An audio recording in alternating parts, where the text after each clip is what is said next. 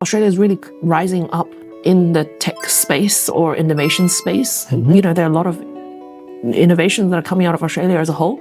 So we have a lot of clients that are in hardware, software, even in, e-commerce, but in fintech that are creating new technologies that's going to change the world.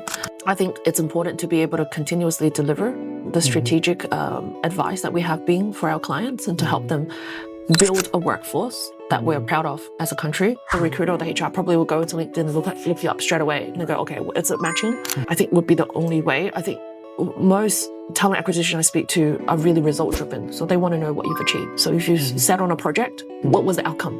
How did you contribute to that outcome? Rather than just describing it.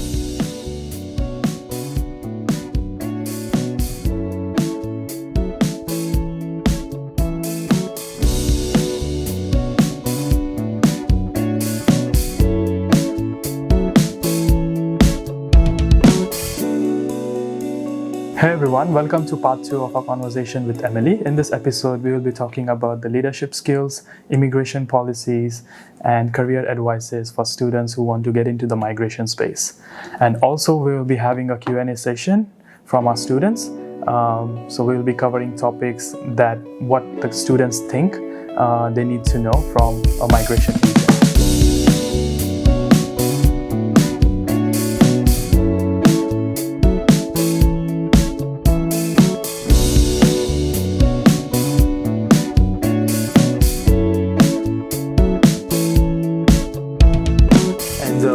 Do you have any early success stories that you want to share with us, like in the client-facing role? Yeah, I mean, with my client-facing role, day to day, I still face clients now. I think it's the ability being able to strategically advise clients. Sometimes they could be upset because the department's taking a long time.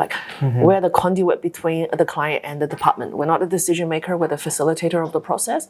Therefore, we cut both ends. Sometimes the department will be like, why wasn't this done the way that you need to have been done, which is very rare in what we do at TechVisa. But mainly the client's calling, it's been 12 months, where's my PR? I've been doing all this waiting. And then, just take a moment and think, that's a person on the other end of the line. They have a lot going on in their life. Be very empathetic of what they're going through, and then being able to take a breath and go, I'm here to support you. How can I help you? And kind of break through that. And I think that's what makes you different, because people don't want to be treated like a number.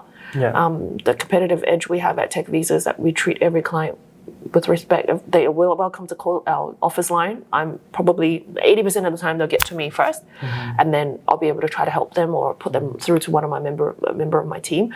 But understand it's very personal to clients that this is a personal journey. I don't think AI will ever be able to replace sort of this visa facilitation process, but being able to strategically advise them and give them the comfort they need to say that, yep, we've got this. This is the process. It's not you. It's because of X, Y, Z. The government's inundated with things. And at the end of the day, being able to be in their corner and know that they've got you. Yeah. So, candidates who are offshores, especially in the tech fields, can they approach TechVisa even before they have a job offer from any company? Definitely. And does TechVisa help them to land a job? We can't really help them land a job per se. Look, we do work with a lot of recruiters all around the country. We have recruiters that are also our clients, but they only recruit for the tech space. I wouldn't say it's never happened, but we get a resume across our desk. We're like, wow, it's a really rare set of skills they've got. They've reached out to us. How we can help overseas candidates is that they can reach out to us via a generic contact us on our website page. They can fill it all in. In that info collection, we can get them to send us a resume. And what we do is we do what's known as a visa eligibility assessment. It's like a one-pager PDF. And we say, look, if you do apply for Australian jobs, attach this as part of your visa or work rights or something to prove to your potential hiring company that you've done the hard work, you've looked into it, you are eligible for a 482 visa. If they land with one of our clients will see our eligibility assessment and go, oh, TechVisa's looked at them, they are a qualified skill, therefore it might be easier for them to land a role or get an interview or proceed further with the interview process. But if it's an exceptional resume and they've got skill sets that we know would match one of our clients, we sometimes forward it on.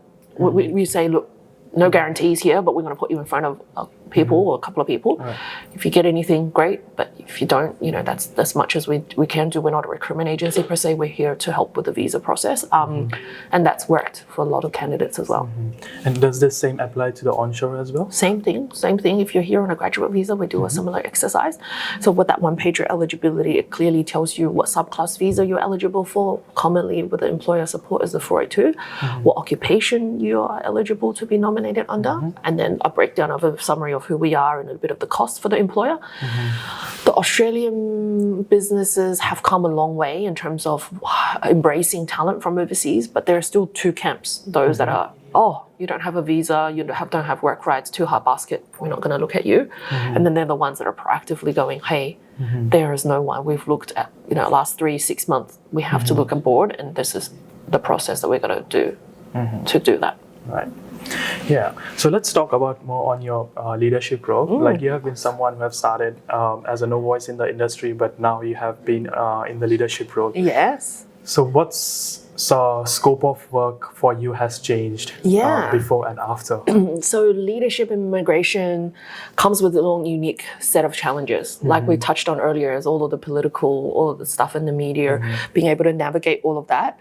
I think from changes to government policy to global events, the main thing is helping the team navigate through this as well. Like here at TechVisa, we're very strategic and agile in the sense that when the government does release updates, we very quickly decipher what does that mean practically for a client. And I'm like sort of the go-to in the team as well, being able to be sort of at the forefront of all of the technical aspects of the job. It's just being able to understand the law, interpret the policy changes, and how that reflects in the real life scenario. And I think being able to do that, what we pride in ourselves is being able to kind of have that vision and direction, being able to go to our clients and say, look, this is what's happened or changed overnight. This is what this mean for your clients.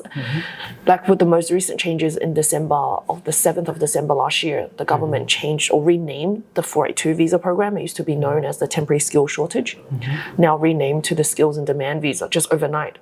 And they then removed some occupations off that list without prior warning. There was prior warning in the sense the government said, we're doing industry consultation, but that was it. There was no, hey, here is a potential drop-off list. It was just basically, we've done the consultation now, we'll make our changes. And overnight, boom, that happened. And it really did impact one of our clients heavily in a specific area.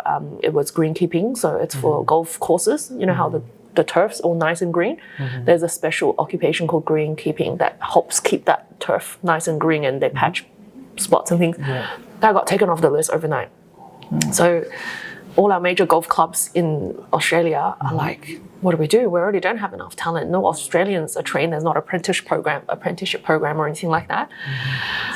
It's then being able to help them navigate that change, helping them further consult with the government after the implementation of the changes, and then getting a voice with the government. I think that is sort of how I've transitioned. I've moved away from the day-to-day case management and now being a sort of the advocate for our clients, building those strong relationships, being able to consult to industry bodies or government to ensure that it's the best outcome for the industry. Right. So does that mean like if there is a lot of demand in one particular sector and like the government takes off the list, like you can consult with the government and advocate on their behalf? Correct. So in 2018, the immigration list changed and there were certain occupations removed, and the government said they did the removal because there was not enough representation from states or industry bodies. And because there weren't enough representation, they thought there was no need for these occupations and they got taken off. Very quickly then they realized that they'd taken off too many, so they added a few more on. So since the changes in December last year, there haven't been more added, but I think there's definitely enough consultation going around for potential occupations to be reassessed, to be added. And do government take into consideration? Definitely. The government, I mean, that's my hope with the now Labour government, going to be in power for the foreseeable future. I think, obviously a 3-year term, but definitely for 2 terms, I think up to 6 years, to be able to keep going, meaning there'll be more stability. This year, the government has really shown an interest. So we're a peak member of the Tech Council of Australia, and they also have a voice with the federal government. We also consult with state governments regularly to kind of give them the realistic story of what industries or businesses are facing. We bring some of our clients to the table as well when we have panel discussions and say, please hear it from the company specifically. How does this specific area of the law, of the process, impact their business as a whole? Right. And that's kind of been helpful in sort of how I've transitioned with my role. That's a really great insight. Yeah, I was on the assumption like these policy changes are inevitable, like they can't be amended until the government feels like. But yeah, I think there's a lot of consideration from the TechVisa consultancy and other consultancy firms as well. Other agencies, definitely. So the key thing is that if you're passionate about industry, go to your industry body and make sure the industry body is an active one. Like there's certain unions out there, there's certain industry bodies that are very good at advocating for their members, and there are some that are just not very good. And I think it's a part that everyone plays a role in, is just being able to go, this is what I do, and I love my industry, therefore this industry deserves more attention. Right. And what advice would you give for someone who is just starting but wants to be in a leadership role? So what type of skills they should be focusing on or inculcating in their regular day job? Definitely. I mean, people ask me this often. I think some have natural born leadership skills, some don't. I'm not saying it's not a skill that you can't be learned. I'm a very big sort of self-help advocate. Like I listen to a lot of podcasts, I read a lot of books about honing in all of the skills. I think the key thing is being an effective communicator, not only communicating by expressing yourself, but being able to actively listen and take all that message in. I think if you can't be an active and effective listener, you won't be able to help develop people in your team. So if you want to step up and raise above your team, yes, you've got good technical skills, you've got the process down pat, but then being able to have that ability to care about them as an individual, care about them and care about their development more than just what you're achieving, I think is what will make you a successful leader. Because once you raise through the ranks, these are still people you're going to work with day in and day out. I've been fortunate to have good positive working environments. There was not a lot of passive aggressiveness in any of the team I've worked for, but I have firsthand seen how that one toxic leader could break the morale of a team, and how one can raise that up. So I think it's being able to be an active listener and positive in all ways of communication and leadership. So being able to be direct yet constructive. Just no passive. Like if I can talk to everyone out there that are already leaders to just please dial down on the passive aggressiveness, communicate with impact and effect with your team members, more will get done. Everyone will be happier as well. Right. Yeah. Like early on, like more early on in their career, like this, the candidates should be working more on getting the EQ higher. And then the soft skills, getting their soft skills, and then managing the stakeholders. Yeah. Exactly right. It's being able to kind of communicate with your team, like change your style. You don't communicate with everyone the same way, have a different style when you communicate with clients. But I think good leaders also manage up as well as down, and sort of being able to, effectively report to the people above you, but then also actively communicate and listen to the needs of the team below is going to make you a positive and strong leader.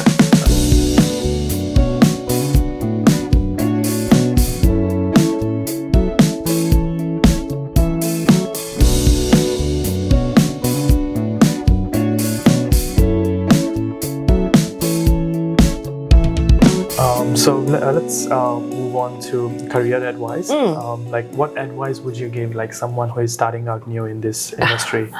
Look, it's not pretty, the migration advice industry, like all of the things we've talked about, because there's a lot of areas of influence. But it's also, when I first started out, it was, yes, you do a graduate sort of training. Right now it's a graduate diploma in immigration law. You do a capstone, which tests all your knowledge. But then you're kind of like, okay, what now? Like, I am an agent, what do I do? I think being able to kind of have the ability to go, okay, I am qualified. I think it's a lot of mind shift. Like, it's because the migration advice industry is either you do a law degree and you come out and you do immigration law early career. Like a lot of the agents that I meet with have had an earlier career already.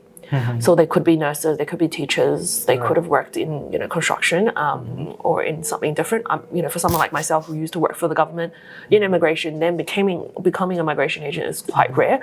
I've got colleagues that are ex-nurses, colleagues that used to work in tech sales and in different areas, right? So it's being able to, like we talked about, draw upon all of your past experiences and skill sets and go, you know what, I got this. I think everyone has a bit of imposter syndrome when they first start, because they'll be like, oh, they feel so daunting to talk to someone, like to tell them, this is the direction, because it's so personal to the applicant on the other end.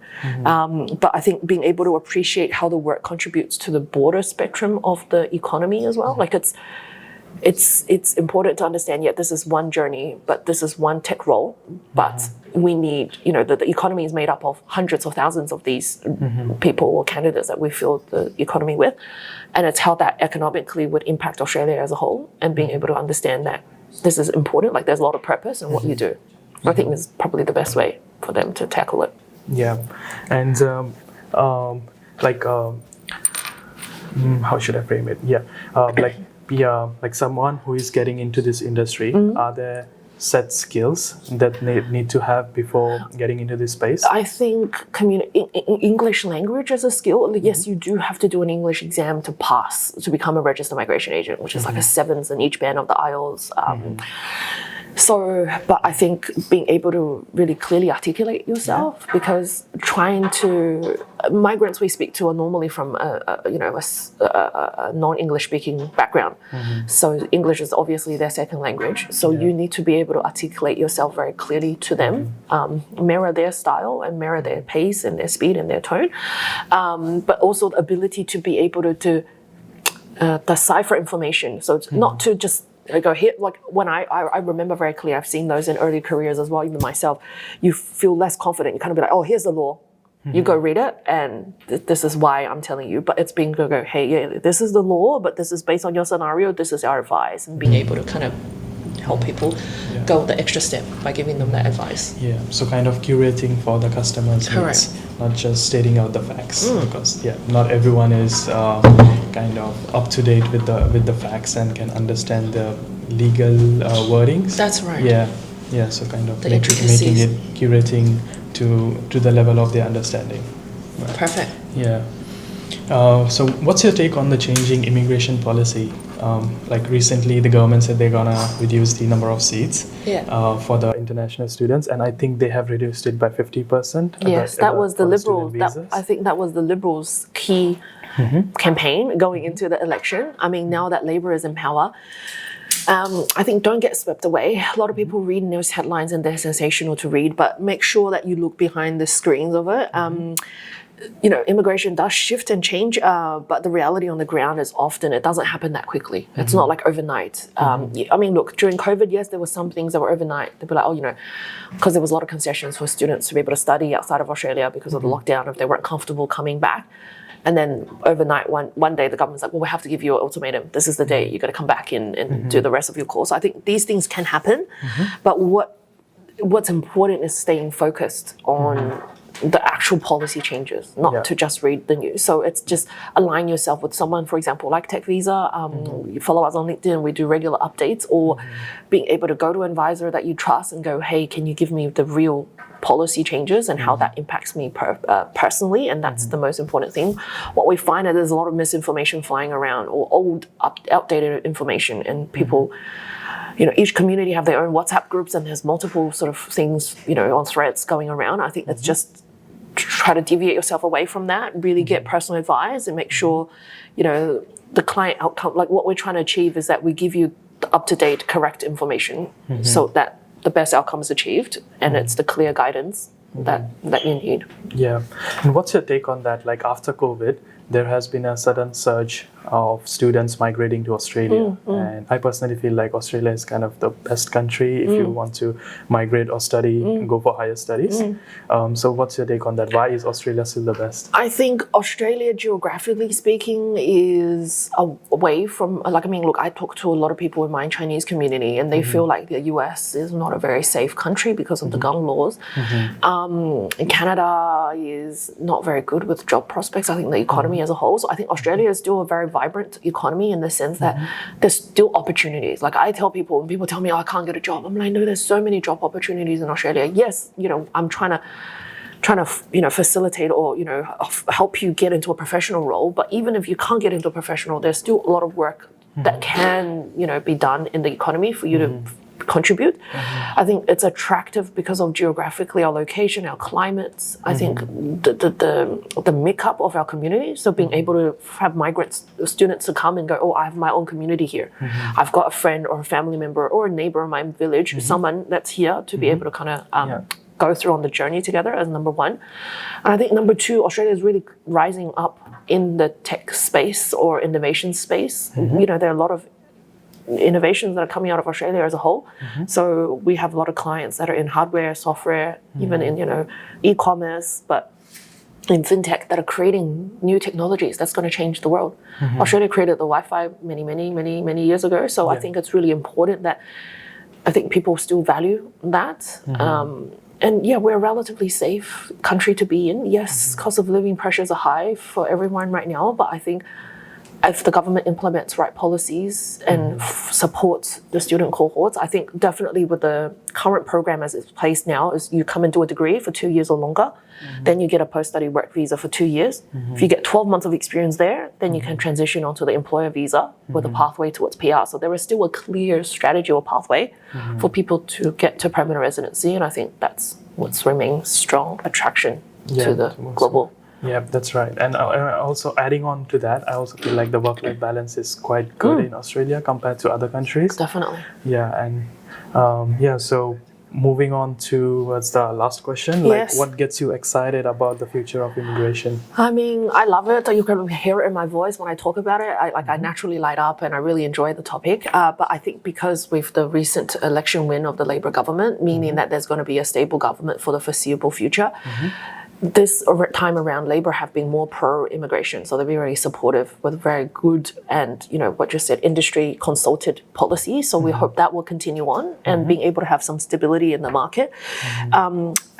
This is really important because as the economy grows or as Australia government wants businesses need stability around immigration policy, so they know how to plan their strategic workforce. So I think hopefully with that means in the next couple of years that we get a lot of that. And the reality is that the Australian labour force is it's not meeting the demand of the need, like explained with us, the tech roles or the niche roles in certain areas. So it's still important for TechVisa to play a role. I feel particularly optimistic given the focus of the tech sector that I operate the business in. So it's really highly dependent on international experts to be able to get the right talent in. Like I'm super excited every time I get a resume and I'm like, wow, like you read it and you're like, it's way above my pay grade, it's way above my intelligence. I have no idea what they're doing. But knowing that they would come here, they would be able to knowledge transfer what they've gained from overseas to the young graduates here in Australia, meaning that they will create more jobs, create more learning opportunities is really important. So ongoing need.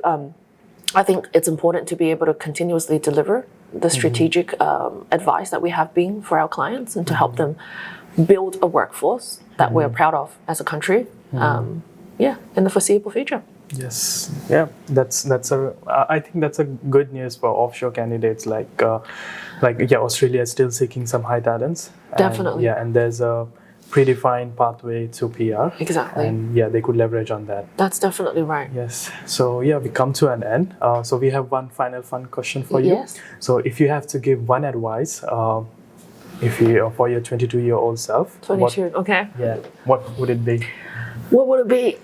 So let me think back. When I was 22, I just graduated from uni because I did a double degree for 5 years. Like I said, I was full of, passion and zealous. I was like, I'm going to go into the government. I think in hindsight, I shouldn't have gone into a graduate program.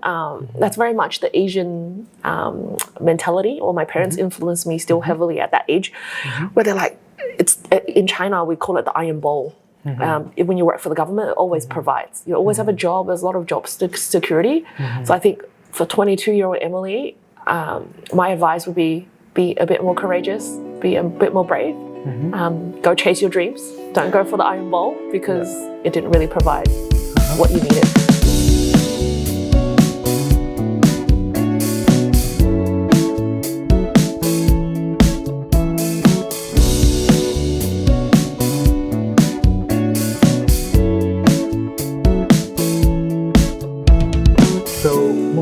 have some Q&As from students. Yes. Yep. So for the first question that we have from a student is like, if within 2 years of 485 visa, and if they don't have enough experience, what should they study more or should do to get the skills, skill visa or get any sponsorship?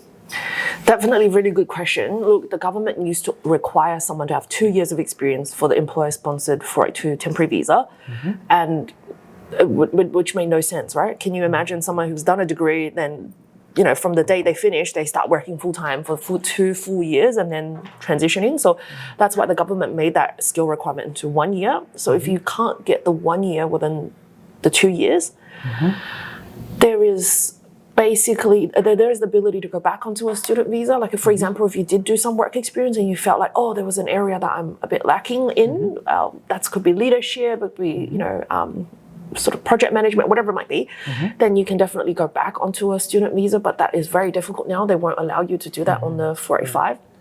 So some graduates, if they haven't been able to build experience here, have to bite the bullet and potentially go back home and get experience offshore.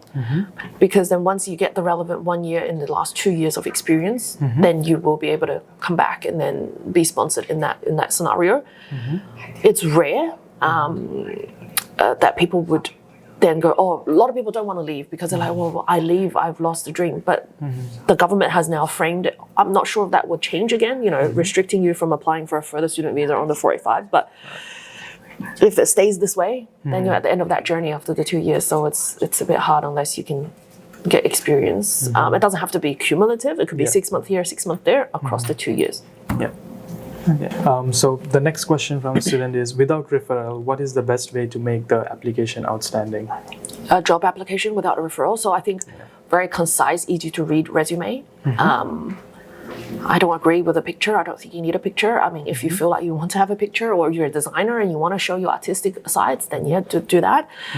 But in Australia, they can't discriminate against race, age, anything.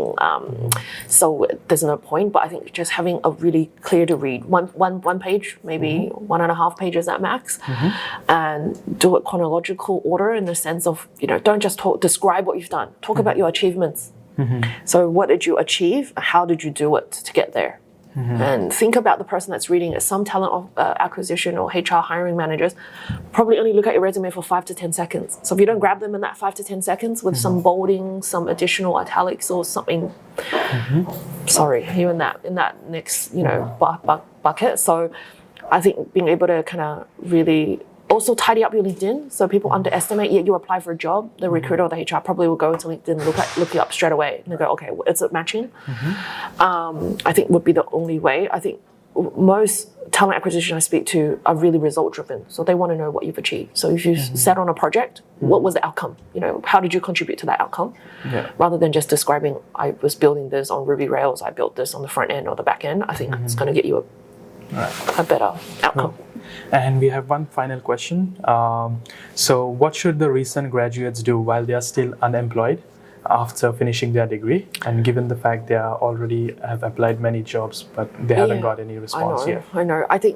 I know it's really easy to say don't get disheartened, because after so many rejections or you don't hear back, you just kind of be like, I'm not good enough, I'm not worthy. I think no, I think reassess, you know, learn, like never be afraid to ask for feedback. So even if someone said, oh, thanks for applying, sorry you didn't get the role, I would always encourage graduates or students to write back and say, look, would you be able to spend a few minutes to give me some feedback? You know, what could I have done better? You know, is it how I presented my resume? Was it how I talked on the interview or on the phone?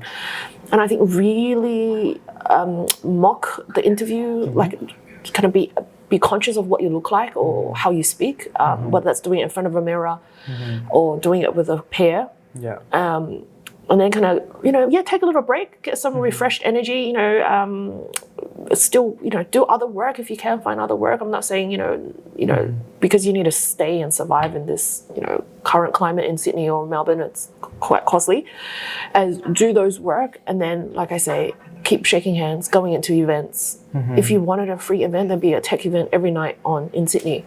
There'd be food, sometimes there'd be drinks. I mean, just rock up. No, don't go rock up to something that's not related. Like if you're a graduate in tech, don't go to a marketing event and go, you know, that might not serve the purpose, but go to as many events as possible, meet as many people as possible, and just learn, be good at telling them who you are. Do a 2-minute, hey, I'm Emily. This is what I've done, this is who I am. And then for people to leave an impression, and hopefully that will help. Oh. Well, thanks, Emily. That was all from our side. Thank you, Shabam. Thanks for making time and coming to our podcast. You're welcome. Today. You're welcome. And your great advice. Thank you. Thank you.